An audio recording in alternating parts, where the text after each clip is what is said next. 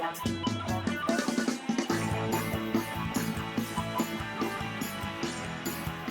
hey gang, how are you doing? Jonathan here for Tailhunter Sportfishing, and it's time once again for the Mexican Minute La Paz video fishing report, coming to you from La Paz, Baja, Mexico, and covering all of the fishing action for our Tailhunter Sportfishing fleet in La Paz, Baja, Mexico. Wherever you are, hope you're doing well. Thank you so much for checking in. Thanks for spending time with us, and please, if you like what we're doing, please don't forget to give us a thumbs up, a like, and don't forget to subscribe. Okay, let's jump right into it. Since our last report, it's been another pretty good week. I won't say it was off the charts, but boy, everybody sure caught fish. Still a lot of variety. We've still got yellowtail holding up, 20 to 40 pound yellowtail, which means there's still some cold water. Surface temperatures are hovering around 80 degrees, so why do we still have cold water fish like the yellowtail, like the amberjack, like some sierras, like some of the other pargo and cabrilla that are normally cold water fish? Well, the reason for that is, well, I talked to some of our divers and snorkelers, and they tell me that although the surface temperatures are getting very, very warm,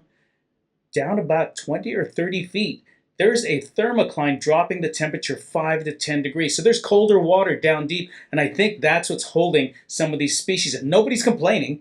Everybody's having fun with these other varieties of fish. And certainly, I think we caught maybe 10 or 11 different varieties of fish this week. Not as many as the week before, but still a lot of variety given the time of the year.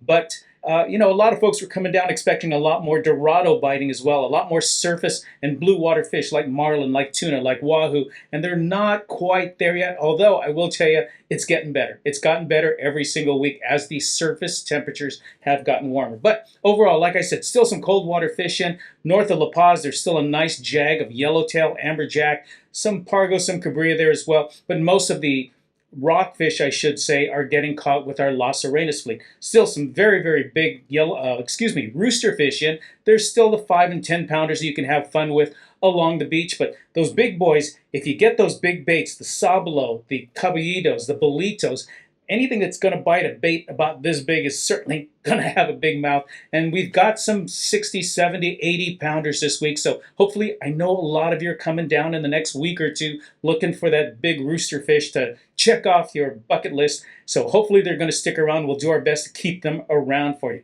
Other species that we're catching, well, like I mentioned, waters are getting warmer. More and more dorados showing up. There's still the schoolie-sized fish in the 5 to 10 pound, 15 pound size roaming around, but also some larger bulls and their mates running around as well, some 20 and 30 pounders. I heard there were some larger ones lost as well. And we're getting more of those around Soralvo Island, Espiritu Santo Island, as well as in the channels and around the buoys and some of the high spots. But a lot of folks ask, do I need a bigger boat? Do we have to go out far for some of these blue water fish? And I got to tell you, no. We've caught some of these dorado, and we even hooked a marlin this week within 100 yards of the beach, literally where you can see the bottom. So no, we don't have to go out very far. You're never going to be out of sight of land, and generally it's going to be flat, calm waters. Now, a little caveat on that. This last week, we did have a couple of really bumpy days. That hurricane or big storm Andrew, Alberto, whatever it was called, it began with an A, that really devastated a lot of the areas around the southern United States.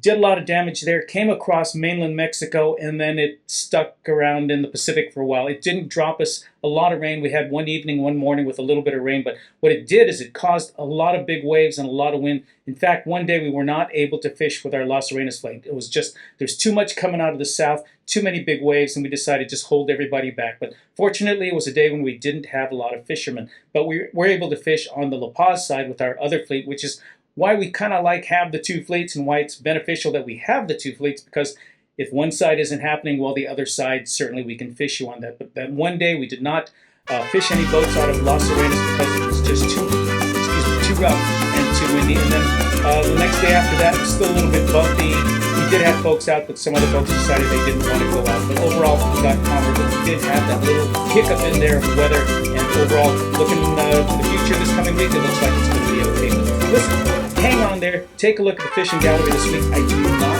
have as many photos as I had in the last two reports. That's not because the fishing was off, it's just because we didn't get as many photos this week. So that's the reason why we don't have many photos, but this will give you a good idea of what's going on. Still a lot of variety, still a lot of folks. Nobody's going home without fish, let me put it that way. Okay, so everything's going good. Looking forward to having you down. Thanks for checking in. I really appreciate it. I'm Jonathan for the Mexican Minute. God bless. Take care of each other. We'll catch you next time.